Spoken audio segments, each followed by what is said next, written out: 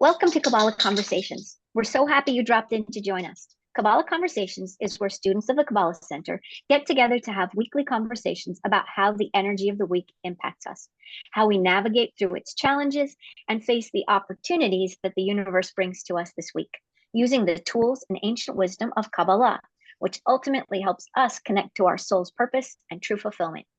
Since you found our channel, we hope that something that you hear today inspires you and motivates you or helps make your week a lot better because of it. My name's Esther, and I'm a student of the Kabbalah Center for a bunch of years. Through this study, I've changed in so many ways and been able to receive more blessings than I could ever imagine. I know that I'm a better wife, mom, and human being because of it. So welcome to Kabbalah Conversations, and welcome to my fellow Kabbalah students. Yeah. Thank you. Welcome, guys. Welcome, welcome. Good to see you again. Oh man, how was everyone's week? Interesting. Yeah, interesting. Lots of opportunities and challenges. I don't know that I ever had a week that doesn't have a lot of opportunities and challenges.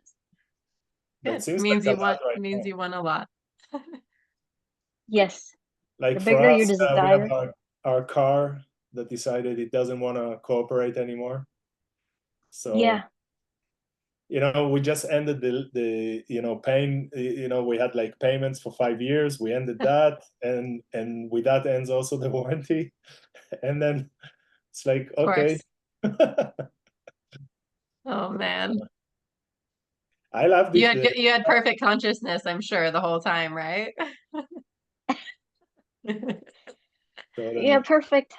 As you hold your hands on your head like this, like, oh, okay, what's the lesson? What are you trying to bring me? I'm trying to be spiritual about this, but yeah. That's the spiritual gym, huh? It's like, okay, yeah. what's the workout for the day? Where's my growth? Where's my, when we ask to become bigger channels, it's, I listened to something that preparation for Rosh Hashanah from last year from Michael Berg. Just as an FYI, Rosh Hashanah it's known to be a Jewish holiday, but it's really a cosmic opening for the entire world. It's a day that affects everybody, and it is an opportunity for everybody to plant a seed in actually 2 days that will affect the entire year, and that is coming up in a week. So anyway, we'll talk about that, but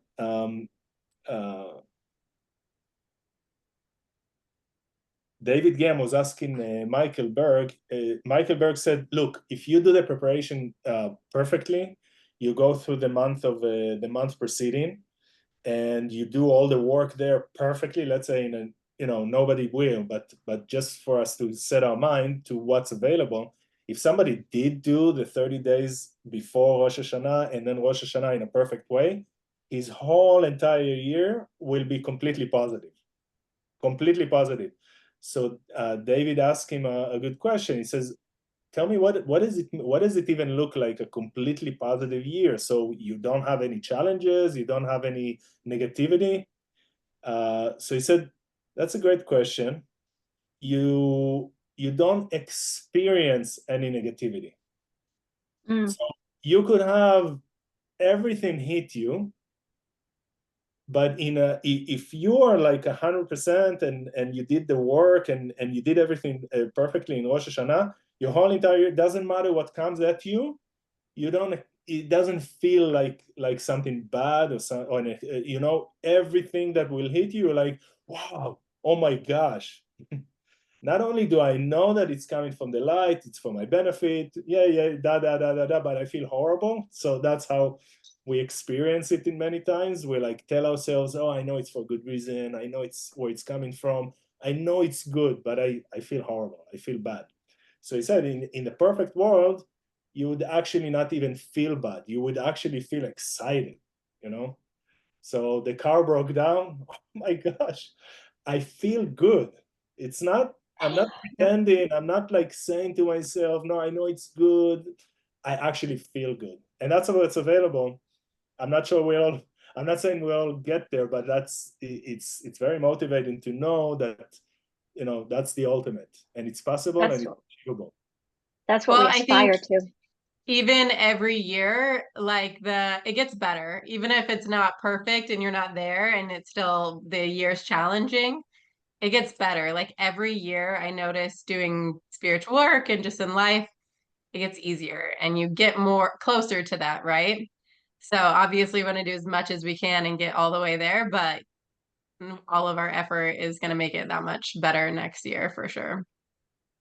Just it's exciting. I'm so I love excited this for time of Rosh the year. Hashanah. I Yeah. love this time of the year, and I love the introspection. You know, a lot of the things that I've been studying in the lectures that I've been listening to in preparation, it's stuff that I really think that I should continue to use throughout the year. You know, it's like a life audit, and we kind of need that every day, every month. You know, to go back and look and say, am I really connected? I was listening to something this morning when I was walking the dog about what's your first thought when you wake up in the morning? What's your first thought, and what's your intention for the day?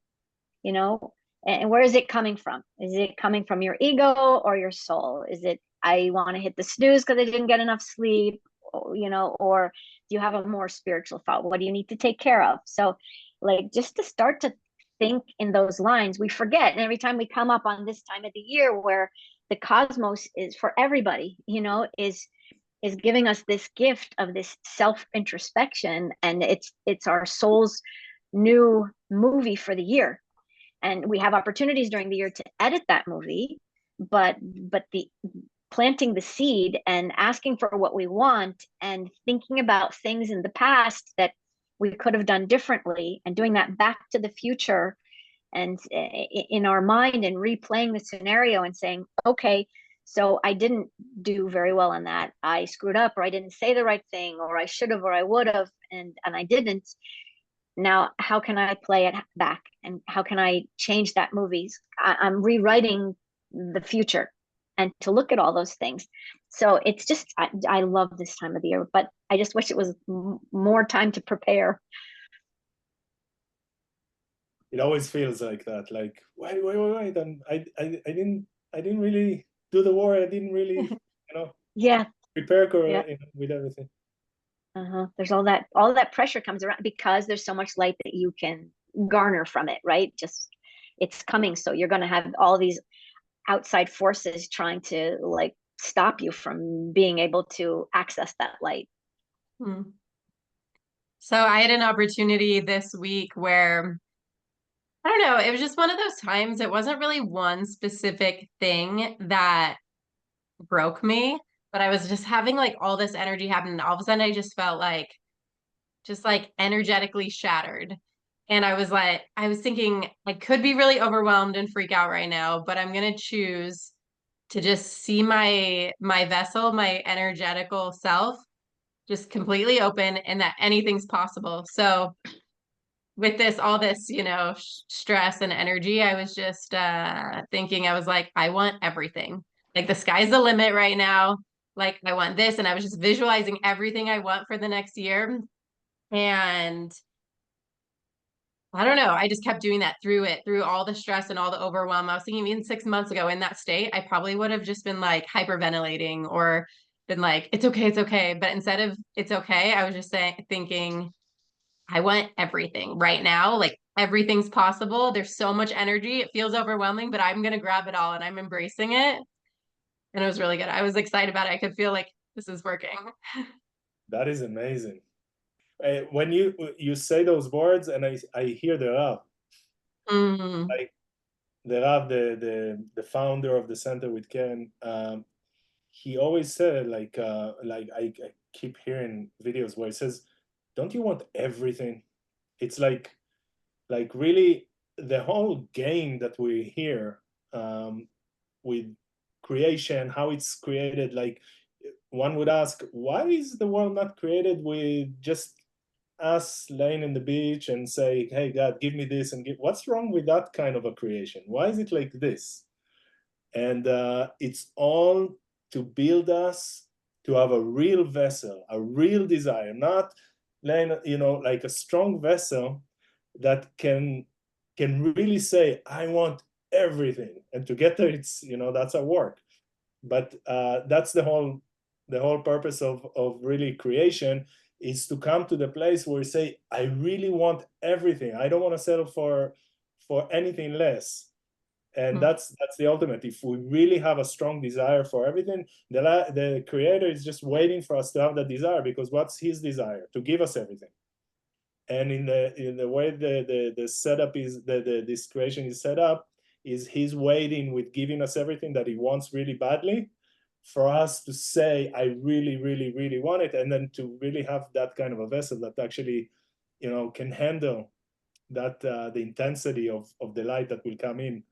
That's the key, right? To have the vessel to be able to handle it. You have to have the desire, but then you have to have the vessel to be able to handle it.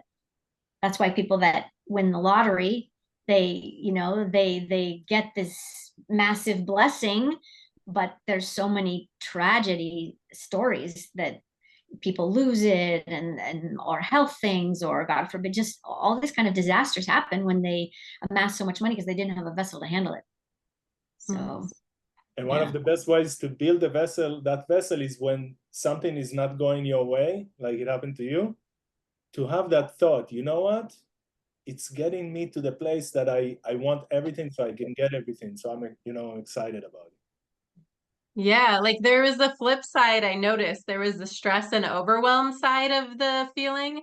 But then I was like, well, the other side of that feeling, it feels the same. But if I look at it as there's just a lot of energy right now, and I can either try to fight it or I can bring it in, like it totally just shifted it. It felt the same, but just the consciousness totally changed it from a negative to a positive so fast. Amazing. So it reminds me of what you were just talking about, the broken vessel and asking for everything, is how I found Kabbalah, actually. I was just ended my marriage and I was so broken. Like everything I was pushing for with all my security and all this stuff in life was just gone, and I had nothing. All I could do was just pray. And it seems wild because I didn't know Kabbalah yet, where it's like, everything's possible. But I just remember in that really broken state, all I could see was like, you know what? I have nothing left to fight for here. Like, what do I have to lose? I'm gonna fight for everything. And I just was dreaming up like this like dream life I wanted. And I was like, whatever, I'm just gonna try. And I would pray and I'd pray for it. And it's funny because I look at it, I was like, that was the time I had nothing, but I was praying for the most. And then like, I mean, probably in that first couple weeks, I got introduced to Kabbalah and like totally changed my life. I really like those moments where you're just broken and have nothing. Like, oh, it's so sweet when you look back. Wow. You realize how miraculous it is. Amazing. Which brings me to something we spoke before we started recording, and you read something from Michael Berg that had to do with what you just said. Oh yeah, let's read that. So Michael, you talked about the Rav. Michael is his son, and what is his role? What's his title? Today, Michael and Monica took on the leadership of the Kabbalah Center. It was, sometimes we say the founder of the Kabbalah Center is Rav Ashlag back in Israel in 1920 something, I think. And then other times we say the founders are the Rav and Karen. It's both true. The founders are the Rav and Karen in the form of, being so open to the entire world. Whoever wants to study Kabbalah, so Yeah, the I way, have their book right here. yeah.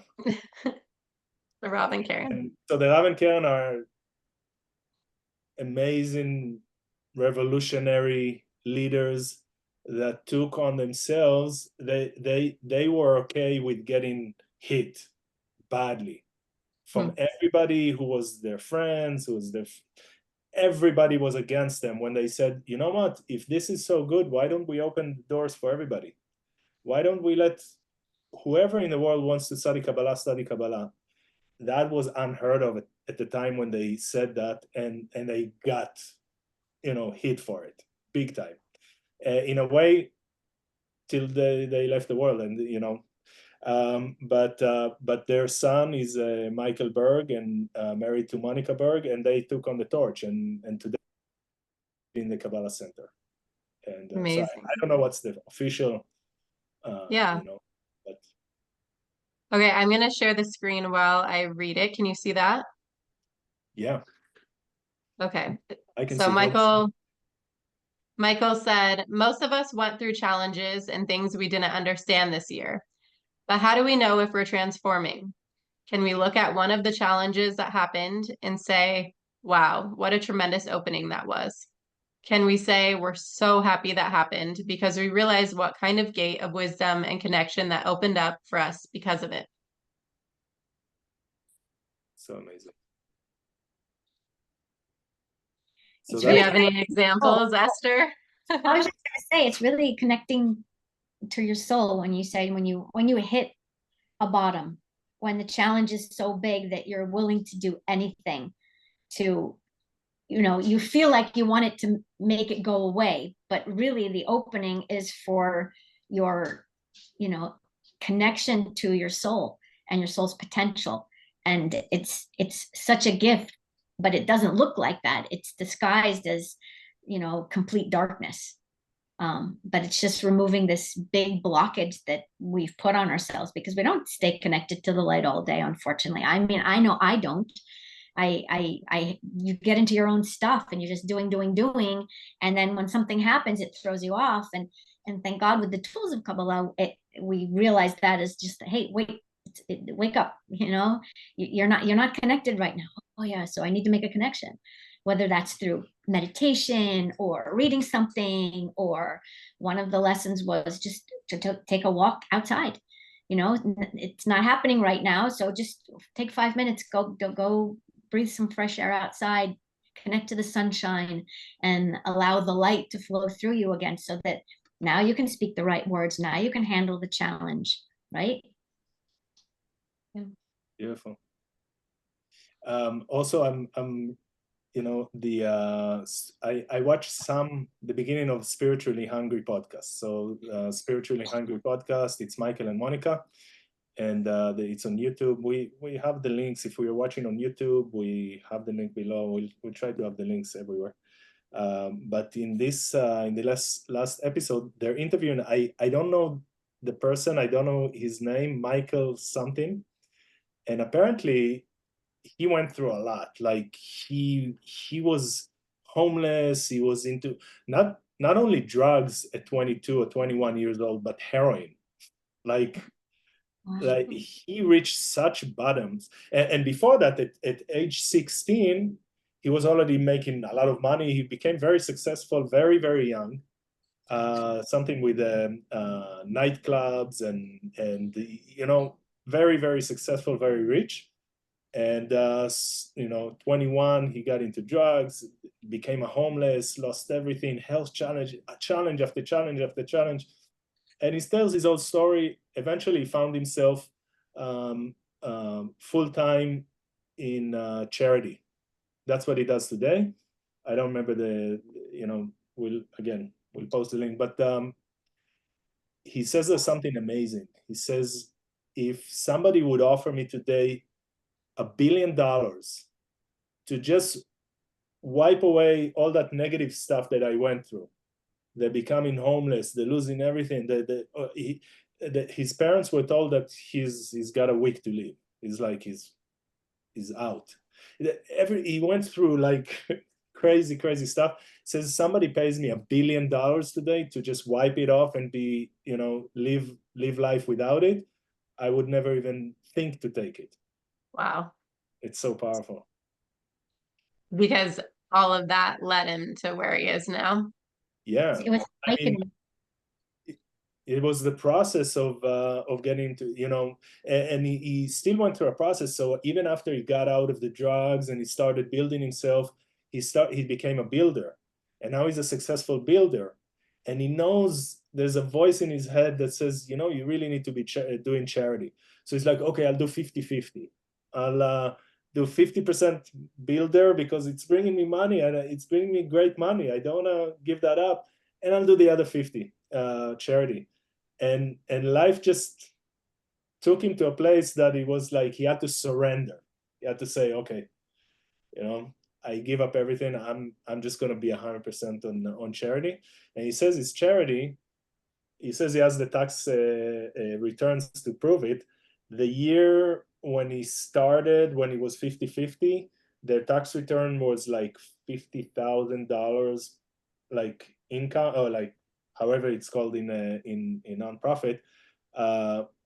A year later, when he did the switch and he says, surrender, I give up, I'm just gonna do this full time, like in the millions. And like I want to say 100 million, something. No, yeah, it sounds ridiculous, but anyway, today it says it's like 160 million a year that they're doing. Wow. And it was all about like surrendering and saying, you know, whatever it is that my soul wants to do, I want to do. Wow.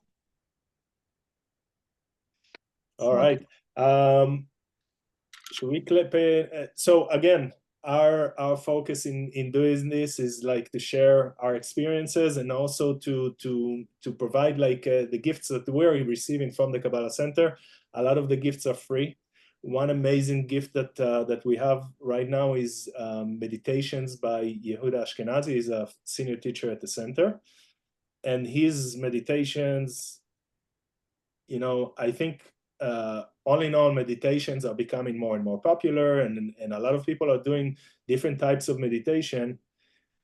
For him, it really feels like he's being a channel. I'm not sure that it's not Karen, you know, from the upper world helping him to speak the words. I don't. It feels like it's really penetrating the soul. It's meditation that is speaking to the soul, not just for body experience. I feel a little better. I feel a little bit more confident.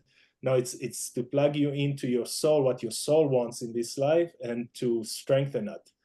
So it's very powerful. And I wanted to share. Some of the videos are free on YouTube, like this one. So let's play 1 minute so we can get a taste. Oh, so I had Monica here.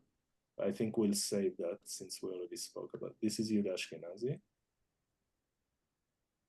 And let's play the first minute. A short exercise focusing on balancing and energizing the fifth energy center.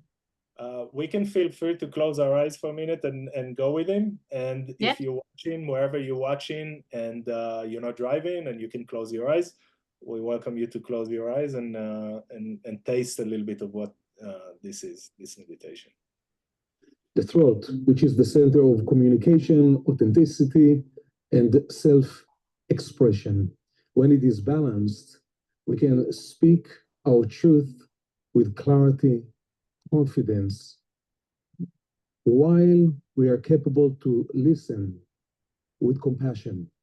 Let's begin by finding a comfortable seated position, relaxing your shoulders and gently close your eyes.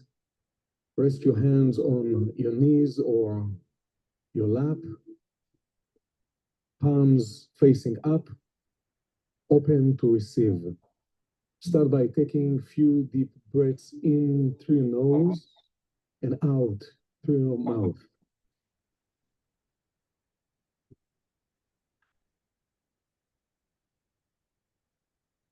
Find your rhythm. With each exhale, release any tension, any stress. Allow your body to settle into this moment, into this space of stillness. Now, shift your attention to the flow of your breath. Notice the cool air entering through your nostrils, filling your lungs, and warm air leaving your body as you exhale. Let the rhythm of your breath guide you into a state of calm. Should we keep going? I think this is pretty much, oh, Christine, you did it. I was like, I was enjoying it, but. Right? It's like, and also he's a musician. Let me stop this share for a second. He's a musician. He has songs and sound frequencies. He uses sound frequencies. So the music that he plays, it's like amazing. Yeah. He had really good reflective questions after that one too. So you're working on sending light and energy. This one was to your throat, and he has you visualize blue light. And then I really liked the questions after you do it. It was all about like, where are you suppressing, or where are you not expressing yourself that you should be? And you really listen to, what your soul answers, rather than from your head, like, oh yeah, maybe I think I should speak up to this person. Maybe your soul is going to say, you need to be a more powerful leader, or something like maybe you wouldn't have thought of. And in that state afterwards, when you journal and you're reflective, I feel like a lot of answers can come too, which are great. That's really the second key to it, right? It's easy to just listen to something and go, oh, that's amazing, but you got to put it into practice. So doing that journaling, I think, is like 50% of it, right? Afterwards. Yeah. It's true. Esther, I'm curious, what's like your big story? Everyone has that shifting point where they're in that really dark spot in their life, and then it transitions, and when they go on their path, did you have a pivotal moment you can think of like that? I think when I found Kabbalah that was the pivotal moment. I was in a very challenging place, and I was coming out of a really rocky relationship. There was alcohol and all kinds of abuse, and it wasn't what I signed up for. I mean, it was, but and I put a stop to that, and I was searching for something. And I had taken a job selling houses for a local builder, and I just needed to, put my life back together. I grabbed my stuff, I ran out of this relationship, and I started working for a builder. And so there was income, and I was being self-sufficient, but I needed to find myself all over again because I was completely lost. And I was driving down the road, and I saw a sign, and it was for our local Kabbalah Center. And I pulled in, I walked up to the door. There was a flyer. They were gone for some holiday or something. And like, that's it. I'm going. And I showed up, and you just, when something resonates so deeply with you, that you just, that it's filling your soul, and it's what you're looking for. And they always say in Kabbalah, like, don't believe anything. You challenge everything. You ask, why do I need this, and what is it for? Nobody, and when you start to study Kabbalah, nobody chases you. You have to chase the light. The light is the quiet voice. The negative ego talk that we hear, that chases us and talks to us all day long, and then we get into our heads about something. But the light is the soft voice that when we go within, when we do the meditation, when we ask the questions, when we talk to the light force of the creator. And it just showed up in such a big way. And I think months after that, I signed up for everything. Like I couldn't get enough. I was such a sponge. I was so hungry for bringing light in all the dark places in my life. And it wasn't just about that relationship. It was about my past, and growing up with a mom that also was an alcoholic, or became one when I got older, single parent, and I was an only child. So I was just very ready for filling myself with light and starting the healing process of what that began. And when I started on that path, not too much longer, that's when I met Yehuda at the center. And, this bright light just walked in one day, and I was like, wow, his light's really bright. And I wasn't even looking for a relationship, but, the light knows. So that's a little. Thank you for sharing that. That's amazing. It's always amazing to hear like the switch, when the light turns on, to just hear the darkness, and then you can just see it bright up. I wish we didn't have to be broken for to have. It wouldn't feel as good if we were. Yeah, no, it's true. It's true. You have to remove all those blockages and layers and just be raw. Yeah. If I can just add to that, before, like on the physical level, you were like successful, you know. It's like, it's not, but you were successful. Like, she was a bit, if I can speak with for you, she was like a builder. She was like building houses in a community, and Yeah, before I took the job, just selling houses. Yeah. she was a really amazing go-getter. Like she set her mind to something, and so, but I'm just saying that because as much as you accomplished in this, there was still emptiness, right? Like you, that's part of probably why that was another, like when you look how the creator work with us.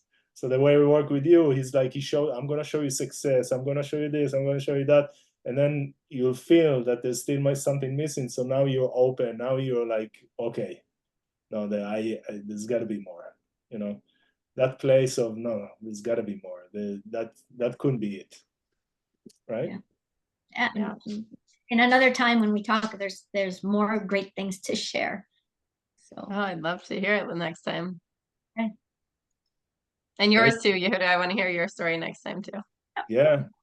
In brief, I also went through, you know, a down place in my life. I guess it's, you know, many times it's the way that we are willing to say goodbye to, you know, everything we were holding to. So that sometimes, you know, because that's when people are not ready for this light of Kabbalah, it's that they're holding on. Yeah, maybe life is not perfect, but, you know, I'm too scared to let go. I'm too scared to change. I'm too scared to, you know, so sometimes it's like, okay, let's get you there. And, you know, so that was very similar to me too. So we'll talk about it in another time. I think we're short in, like, we should wrap it up. Maybe we'll do Monica next time. We were gonna play something from Monica, but I think we'll keep it for next time. Love it. more good stuff to come. Okay, this is a lot of fun. Just before you close us up, Esther, as always, our wish is that you find anything inspiring. All of our, you know, we're drinking the wisdom and the light from the Kabbalah Center, and we really would love, if we sparked anything, for you to go into the links that we provide to Kabbalah.com, Kabbalah1.com. I heard that Kabbalah1.com has like thousands of people a month registering, and it's pay what you can. So whatever you want to pay, you can pay, and you can take a masterclass of 10 weeks. Very powerful. So we hope we inspired something within you to look into it and to start to drink from the well that we've been drinking from. So. Right, and the reason that we're doing the whole reason that we're doing this is we're taking our time to just get together and share things in this, on these platforms, so that more and more people can be able to partake in this wisdom and these tools and this life transformation, these amazing gifts that we received. It's our way of trying to give back and pay it forward. So thank you for joining us today and in our Kabbalah conversation. And we really hope, like Yehuda was saying, that something that you heard today makes your week better because of it. And if you're looking to learn more, we've included resources, lessons, podcasts from the Kabbalah Center on our page, and soon in the highlights, so that you can continue to connect during the week. Please tell your friends and share this page with everyone that you think can benefit. We're so excited to grow our community, and very soon to have live in-person events in Las Vegas as well. Feel free to ask questions, drop a comment if you'd like to be on the waiting list for our next live class. We wish you an amazing week and look forward to seeing you next week in our next conversation. Amazing.